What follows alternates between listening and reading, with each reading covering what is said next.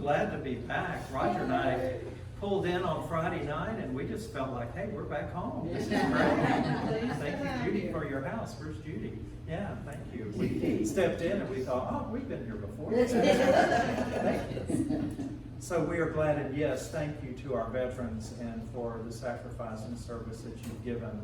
And the message that Tracy just gave, I just feel we have so much that we owe our veterans, and there's such a, I think for those of us that have not been a part of the military and have not been in combat situations, we really don't have any idea what they bring back to have to live with on a daily basis. And anything that we can do to love and support them and bring them back into a place of feeling themselves again and feeling whole and peaceful again, that we need to be doing it. Well, Farrellyn has heard this story, and Lord knows Roger's heard it plenty of times, but I thought today, Farrellyn, I might tell them the story about how I came to Unity. Oh, good. Just briefly, and then I'll move into my message for the day. But when I was about, I think I was 29 years old, I had been a Methodist minister. I went to seminary at SMU and been a Methodist minister for several years, got married, had 2 children, and was an associate minister in Galveston, Texas. I was about 29 years old, yeah. And at that time, my marriage to my kid's mom fell apart, and we ended up getting divorced. And during that time, I was contemplating who I was I living a genuine life, and I knew I was not. And so I decided this is the time for me to step out and to be who I am and just move forward with my life. So I decided to go to see a therapist, which, by the way, I think is a great idea, you know, if you have a big decision to make into your life. So I went to a therapist down in Galveston on the Strand. And when I went to his office, I didn't know this guy. He was recommended to me, but I went to his office. He was not wearing any shoes. He was barefooted, walking sock feet in the office, and he watered plants the whole time I was talking to him. And so I sat there and just spilled my guts out to him. You know, I just emptied my heart about what was going on with me. And so after I talked for I don't know how long, he turned to me and he said, he said, you think you're gay? You're pretty sure about that, and you want to move to Houston and go back to school and be a teacher and just kind of see how that goes and live your life, you know, as a new, genuine person. And I said, yes, that's what I want to do. And he said, that sounds fine to me. And I said, okay. And he said, and you know, if it doesn't work, you can always come back here and do what you're doing now. And I was thinking, and I'm paying you $150 to find this out. But he really did just say, you know, Jerry, how are you going to know unless you step out and take that step and go live as who you are? And so I decided to do that, and I resigned my position and decided to take leave from Methodist ministry. So I got a call one day from the bishop of our Methodist church that his office was in Houston. And he was not only the bishop of the Texas Conference, he was the president of the World Council of Methodist Bishops. So I tell people it wasn't like Methodism has a pope, but if they did, he would have been. So I got a call from him, and I thought, this guy doesn't even know who I am. I mean, why am I getting a call from him? And he said, just from his office, they said, the bishop wants to speak with you. And so I made an appointment, and so I went in to see him, and he said to me, I sat across from his desk, and he said to me, so you're going to take leave from the ministry? And I said, yes, sir, I am. And the first thing he said was, would this have anything to do with your sexual orientation? And in that moment, I decided, this is the first opportunity I have to say yes to my truth. And I looked at him, and I said, yes.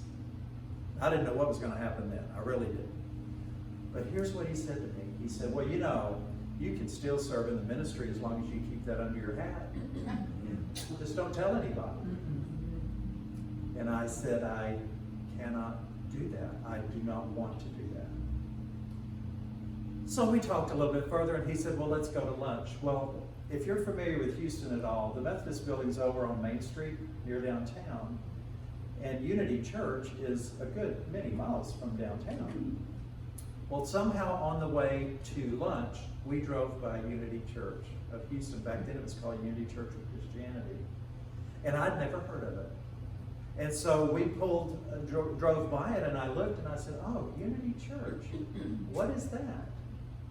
And he said, oh, this is the bishop talking to me. He said, oh, that's one of those New Age churches.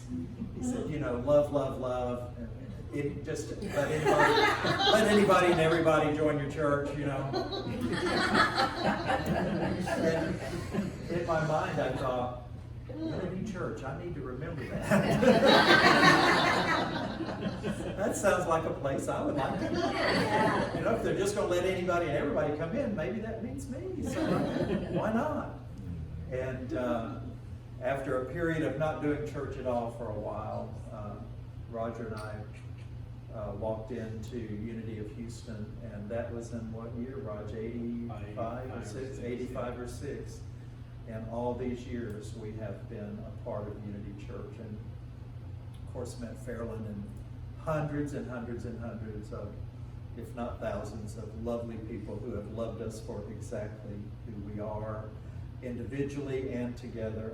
And that, I want you to know that that was from day one in Unity. And that was back in the early to mid 80s. It was not an easy time. And yet the minute we walked into Unity Church, we felt loved and accepted. And we still feel that today. And we think that this is a part of our mission, is to open that door even wider and let people know, if you're looking for a place where you can just come be you, this is where, for us, where we found it. And so that's how we became Unity people. And was there more to the story, Raj? That was kind of it. That's all it took. Somebody just saying, you know, they'll take anybody and everybody. I thought, at that point in time, I thought, well, that's me. I'm just anybody and everybody. We just love people. Yeah, that's right. Just love people. Yeah, you know, they just love everybody. And I'm like, wow. That's kind of nice. Imagine that, a church just loving everybody. Very interesting. So that's how we became part of Unity, and it's been a beautiful, beautiful experience. Well, today I'm going to talk about, as we start this holiday season, and you know, I'm about to have my 66th birthday, so I've done a lot of holiday seasons and a lot of Christmases, and I've done a lot of those things just as a person, as a child, as a parent, as a grandparent, but I've also done it many times as a minister. And lots of times we're looking for ways to find, how can we find a new and fresh and different way to make the holiday season seem something even more special than it already is. Well, you know, in Houston, we went through a very disappointing event recently. The Astros lost the World Series. We're just now getting over the depression. But something beautiful came out of that. There was an article in the Chronicle after we lost that last game, and it said, "Not to be." And it just talked about how we didn't make it, you know, and how much it hurt, how much the city of Houston, though, had come together during that process. But there was a letter that was written to the Chronicle in response to that article. And it was written by a man from Alexandria, Virginia. And this is what it said. It said, "I had the incredible privilege to attend Game 7 of the World Series on Wednesday. As a 15-year Washington National season ticket holder, I made a very last-minute decision to jump on a plane from Virginia, don my Nats hat and sweatshirt, and wade into what I assumed would be hostile territory. I was shocked to find a level of hospitality and sportsmanship I had never experienced before. For hours, Astros fans kept shaking my hand, patting me on the shoulder, and greeting me with a sincere welcome to Texas. There was zero trash talk during the game. And after the Nationals won, every Astros fan who passed me said congratulations. When I told one fan how remarkable I found how all this was, he shrugged and said, "That's just the Texas way." To the Astros, congratulations for an outstanding season. To all Astros fans, thank you for demonstrating that civility transcends competition. It was an honor to be a guest in Houston. Craig Pfeiffer from Alexandria, Virginia. Wow. You know, isn't that beautiful? Yeah. Civility transcends competition. You know, and I'm always talking about, you know, that the deal is, how do we show up in this life? I mention it all the time. What's our mission here? You know, what do we want to leave here? And I always think that if something like kindness and goodwill can be what I leave, then I'll be fine with that. You know, I'll think if my church left the mark of kindness and goodwill on the world, I would be okay with that. So we're moving into a season where we talk a lot about goodwill. And I've entitled it, "And as we approach the holiday season." So it's here. And I know we have started the holiday season because in our house we have a ceramic jack-o'-lantern. And I know that we're heading to the holiday season because Roger turns it around to its blank side, you know, it's empty. And then all of a sudden it's Thanksgiving decoration. So when that jack-o'-lantern's been turned around to the blank side, then I know our house is decorated for Thanksgiving. Now, he does a lot more for Christmas. But we're approaching that time of year, and it's a joyful time for many. It's also a difficult time for some. But I think right now is the perfect time to decide how we want our holidays to look. You know, Roger told me recently that the movie Blade Runner, when it came out, was a futuristic movie. But now Blade Runner, their first sign, you know, the opening shot, says Los Angeles, California, November 2019. Oh. So we are in the future. It's hit us. We're there. And we talk about it all the time, how fast time goes by, and that if we are ready to really embrace this life and be a part of this life and know it in its fullness, today is the day that we do that. I love the movie on Golden Pond. It's hard to believe that movie's been out for 40 years. So it's just crazy to me. But in that movie, Jane Fonda plays Henry Fonda and Katharine Hepburn's daughter. And she's always had issues with her father. And who was played by Henry Fonda, and he was Norman Thayer. And so she's talking to her mother one time, and she's just stayed so angry at her father all of her life.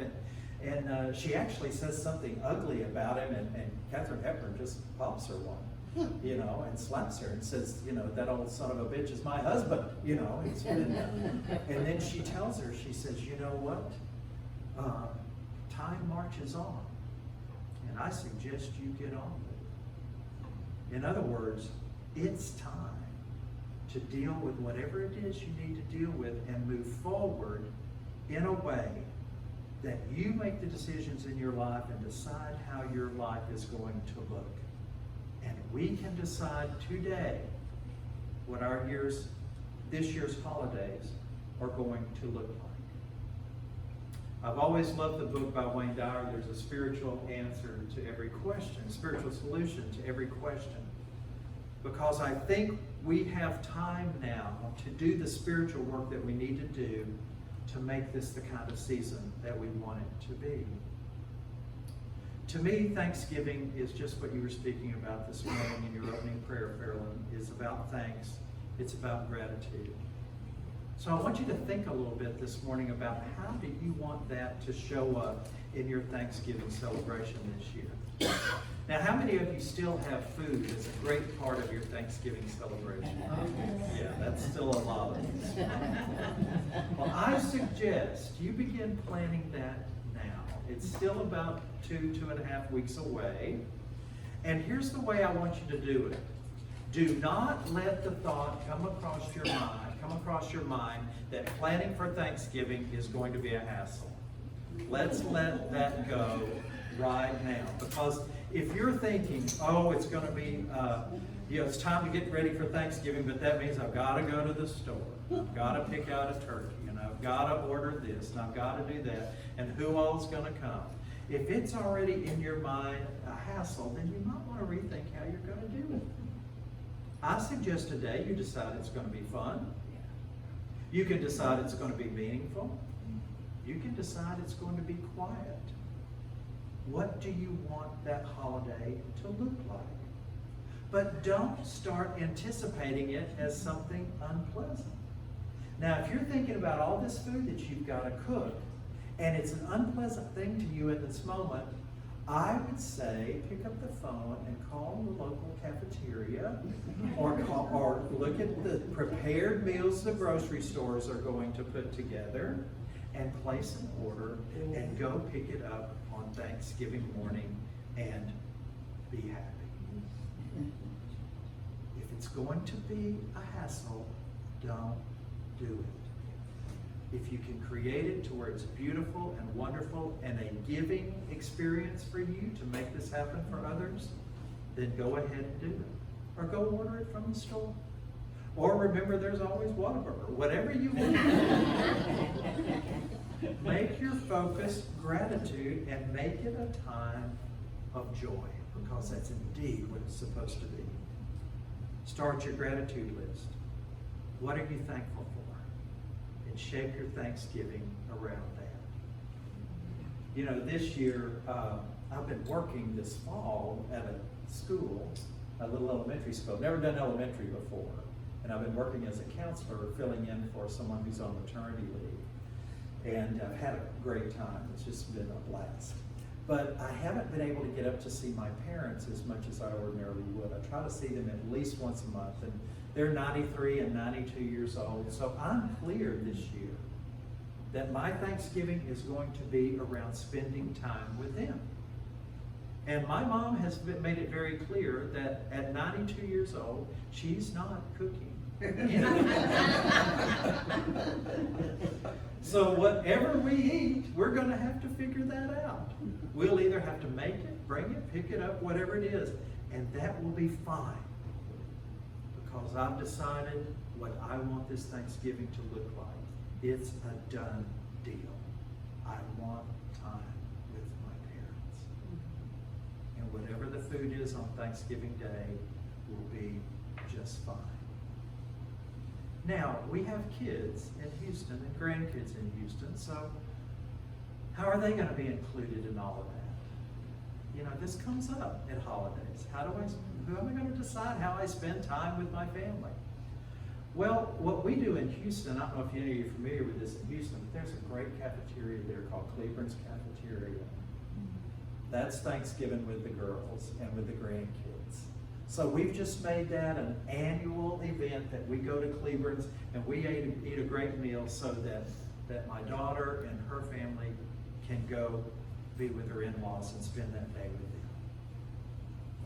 I love the scripture that says, in everything give thanks, for this is the will of God.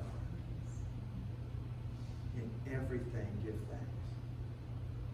So start creating right now this Thanksgiving, Christmas season, a state of gratitude, and let it be where you live. And just be with that for a while.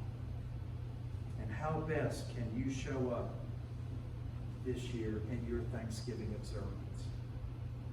You know, it might not even be at your house. I mean, you might go over to a friend's. You might invite neighbors over. You might go to a local center and feed people who have very little. Whatever it is, make it a spiritual experience. Pray about it, meditate on it, then act on it once you feel clear on how you want this Thanksgiving to look. You know, I think sometimes we just walk through experiences like this just kind of blindly. Because we've done it this way before, or, so-and-so is going to get upset if we don't bring the cherry, fruit salad or whatever, whatever. And we don't even think about anymore, how can I create this from the real heart perspective that I have around all this? And and then I look at my parents who are pretty much homebound now, and there are certain things I can't do with them anymore. We've taken our last vacation with them. We can't take another cruise with them. They couldn't make it. We're lucky to get them out, particularly my dad, to get him out into a car to go out to a restaurant to eat. It's just not that easy anymore. So I know in my heart exactly what it is that I want Thanksgiving to look like, and it is nothing more than spending meaningful time with them. All the rest is just details. And then we move into the Advent season, which is the 4 weeks prior to Christmas. And on the Christmas liturgy, they have a planned time for observance during that time. And it helps us move through and process through the preparation for Christmas. And one thing that I've done over the years is you get an Advent calendar. And it leads you up from the first day of Advent all the way up to Christmas Day with maybe a scripture and maybe a little time to meditate on it. And they have Advent calendars with a piece of chocolate behind every day. So you take the Advent calendar and you peel away, day one, and there's a piece of chocolate. I'm sure God would love that. Jesus would love it. You are celebrating my coming with eating chocolate every day. How much better could it be? But it just gives you the thought along the way that I am moving toward this beautiful celebration of love and peace that's going to live in the hearts of people forever. And after, I had a lady at my church that said that she found an Advent calendar that was a wine Advent calendar. She said H-E-B had it. So we haven't had time yet to think about that, but we're certainly going to check it out. And I didn't quite see how that was going to look, but we're going to check that one out. Yeah, absolutely. So, get ready to prepare. Now's the time you can think about that. Make it joyful, make it fun, make it meaningful, make it be around the people that you love. And make it around a true celebration of God's immeasurable love for you and for the world. Roger and I decided years ago that we're not going to do the present thing anymore as far as something you wrap and give each other. We decided to maybe instead, we do it for the grandkids, but we've decided to just, maybe have an experience, go on a trip, have a nice dinner out, go to theater, do something memorable. And it's really brought a calm to our Christmas experience. And we've decided that being with those we love is more important than the gift.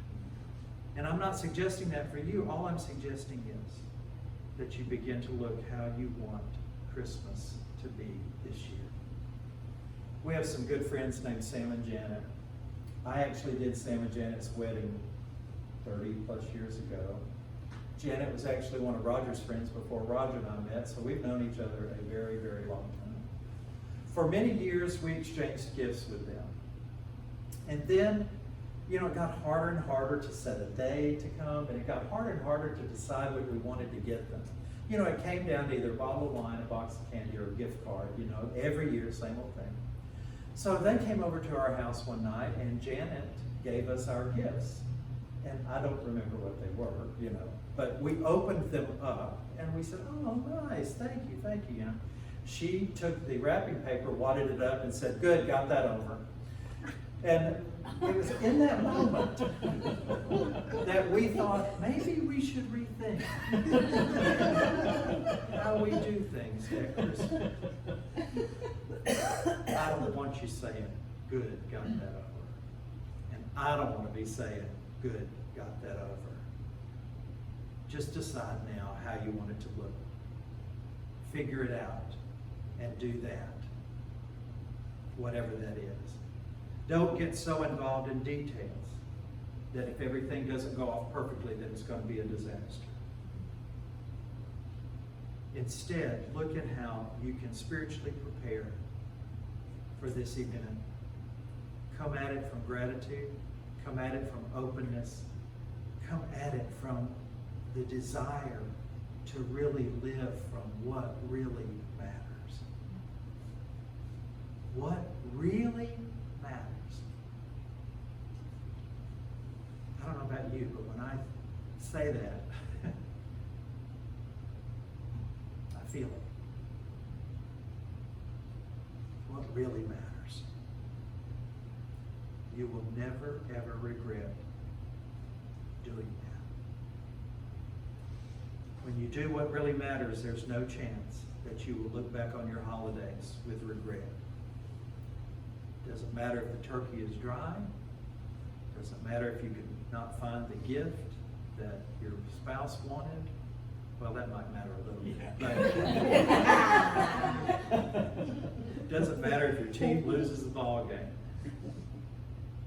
You will have your holidays about what really mattered to you. So I say decide that today. And now, since we have time, you can really go ahead and do it and watch how it unfolds perfectly toward those days. And you know, in Unity, we always talk about divine order unfolding. Divine order doesn't mean it's all going to be hunky-dory. It just doesn't. But what it does mean that every step along the way, if we're willing to really be open to the guidance of Spirit, it will be perfect in a way that we couldn't have understood. Things don't have to be perfect to be perfect. And I think we've all learned that by now.